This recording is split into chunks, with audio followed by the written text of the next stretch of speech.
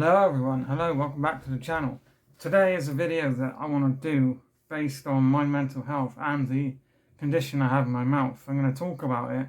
I talk about how it affects me, how I've overcome the anxieties and pressures that come with it, and hopefully help some people. Because before I was diagnosed with oral Lichen Planus, I didn't have a fucking clue.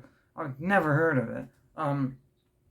And of course not, I'm not a doctor, but so basically start from the beginning. Last year, as you know, if you've been watching the channel a while, I took a lot of time off due to my anxiety over the dentist finding this stuff in my mouth.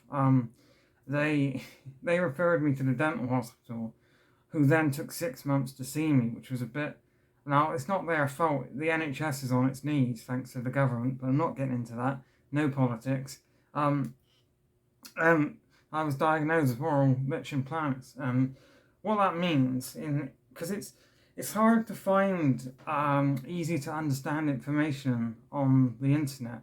I think there's an NHS page, and then there's a few Healthline ones or stuff like that, but sometimes it can be a bit difficult if you think you have it, or you're Googling, and you just get these peer review pages or these scientific studies or whatnot, instead of some easy to understand information. So the way it appears, at least for me, all of this is my perspective on it and how it's affected me.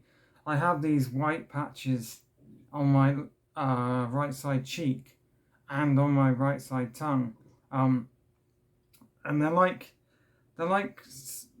patchwork almost, and I could have had them years and not known it. I didn't notice them. The only time I noticed them is obviously once the dentist pointed that out to me, which is scary. And then, so here's an example. These sweets here, we drop them on the floor. These are really sweet and very strong. And if I eat one of these, I get this really strong sensation in my mouth. And I've been getting that sensation for years, for at least till 2019, because I can remember it, and I can remember trying to go to see a doctor about it, but then obviously COVID happened. And it's a strange sensation. Mint is a huge one. If I eat mint Tic Tacs or some really strong, tree board gum, that will really set it off. And it's like a pain. It almost feels like toothache, but it's in the cheek, and it's really strange. I'm not supposed to set it off. That can make it worse, and I've been doing my absolute best not to set it off. But it's oral Lichen Planus is a chronic condition that I will now have to live with for the rest of my life. But it can get painful, and I know that some people have it a lot worse than I do. Mine is very mild, which I'm lucky, but no matter mild or severe Lichen Planus it's only like a 1% chance that it can progress into a pre-cancerous stage and then on to cancer and the scary stuff.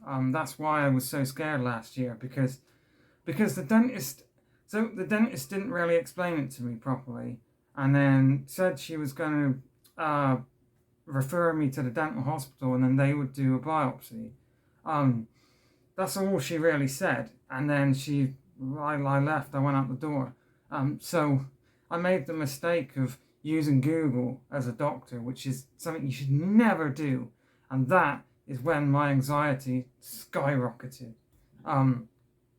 Because I saw all the pages about it possibly being precancerous. Now, as you know, because I made a video on it back last year, when they actually saw me, they didn't feel like doing a biopsy because mine was really mild, and I guess it was obvious to them that it wasn't that bad, which is, when they said it's oral Lichen Planus, it's not cancer, you're going to be okay. You have no idea, the relief, but there's it's a 1% chance that it could become precancerous. So either the dental hospital or the dentist has to check up on it every 6 months, which is not a bad thing really, because in the UK you usually see the dentist every 6 months. Well, that's what they advise you to do. Now one of my biggest fears of all time is the dentist, which is very ironic. Um, my anxiety goes up into space when I need to see a dentist, even if it's just a regular checkup. But now obviously I have to go. So the way I try to avoid it is obviously I'm on a diet now. So obviously because it increases my risk of getting oral cancer, I had to then stop the other risks of oral cancer. Now I've never smoked a day in my life. I think smoking is disgusting. No offense to anyone who smokes, but I do think it's manky. But I did drink alcohol, and I gave up alcohol. And not to beat a dead horse, because I've spoken about it a million times, but giving up alcohol saved my life. It changed everything. I felt so much better for doing it. You have no idea.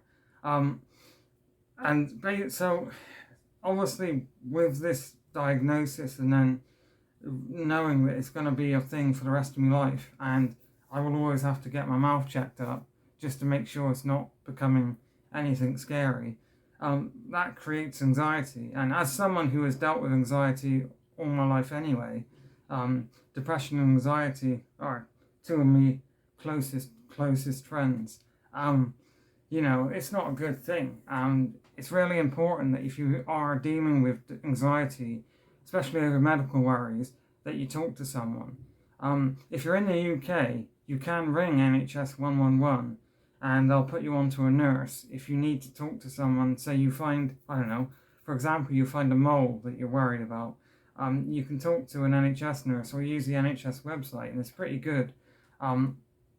Seeing a GP is like seeing a unicorn, so, it can be patchy. My GP are useless. If you get to see a doctor and talk to them, they are helpful, but trying to see one is just impossible. But that's not the point. Definitely talk to a healthcare professional if you're worried, or a therapist, or even just a close family member or a friend that you trust. That can be really helpful. Sasha has been an amazing help to my mental health.